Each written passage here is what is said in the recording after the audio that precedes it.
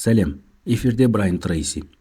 Күніңді дұрыс жоспарлап, максималды нәтижеге жету үшін бірнеше ойларымды ұсынамын. Жақында Фейсбукте бір кісі менен күніңізді қалай жоспарлайсыз деп сұрады. Ендеше сіздің күніңізді өнімді және сәтті ету үшін тайм-менеджмент бойынша бірнеше кеңестермен бөлісемін. Біріншіден, жоспарлауға кеткен әр минутыңыз орындауға кететін әр 10 минутыңызды сақтап қалады. Демек, күнді бастамас бұрын ең бірінші жасау керек нәрсе бұл жоспар құру. Ертеңгі күннің жоспарын кешкі уақытта құрған дұрыс. Ертеңге істеу керек жұмыстарыңыздың бәрін қағазға жазыңыз. Жоспарлау күніңіздің аяқталуындағы ең соңғы іс-әрекет болу керек.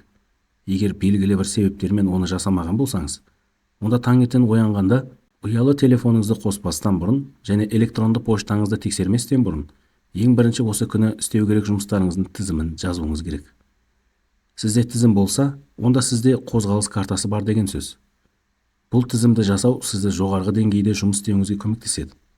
Егер сіз осындай тізім арқылы жұмыс жасайтын болсаңыз, сіздің нәтижеңізді бірінші күннен бастап 25%-ға көтереді. Бүкіл жетістікке жеткен адамдар тізімдерден тұратын тапсырмаларды орындаумен айналысады. Көбісінде арнайы чек-листтер болады. Чек-лист орындалу керек тапсырмалардың рет-ретімен жазылуы. Сіздің әрекетіңіз осы тізім арқылы болады. Өз күніңізді ұйымдастырудың екінші тәсілі бұл тізімдегі маңызды істерге басымдылық беру. Бірден іске көшіп кетудің қажеті жоқ. Ең алдымен тізіміңізді оқып шығыңыз. Оған 80-20 ережесін қолданыңыз. Егер сіздің тізіміңізде 10 іс болса, оның екеуі қалған 8-не қарағанда маңыздырақ болады. Кейде 90-да 10 ережесі қолданылады. Сіздегі 10 істің ішінде біреуі ең маңыздысы болуы мүмкін. Өз тізіміңізді мұқият қарап шығыңыз да өзіңізге сұрақ қойыңыз. Егер мен бір айлық демалысқа шыққанға дейін міндетті түрде жасап кетуім керек жұмыс болса, ол қайсысы? Мен өзім әрдайым жол жүріп жүрем. Кейде бір апта, кейде 2 апта, кейде бір айға кетемін.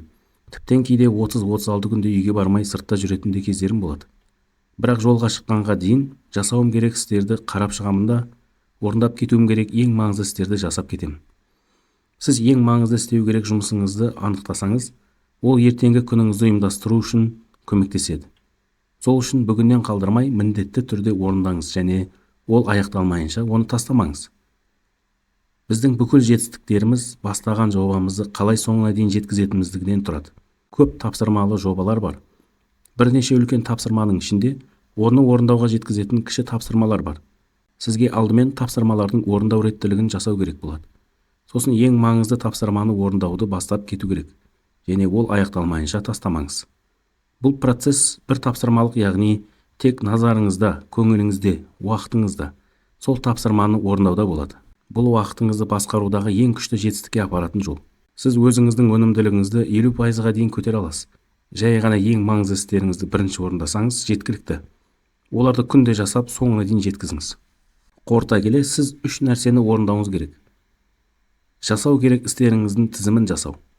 Ең маңыздысына басымдылық беру. Ең маңызды тапсырманы орындауды бастау арқылы сіз өз өнімділігіңізді 2 немесе 3 есеге дейін көтере аласыз. Мені тыңдағандарыңызға рахмет. Эфирде болған Брайан Трейси. Міндетті түрде жазылып, достарыңызбен бөлісіңіз.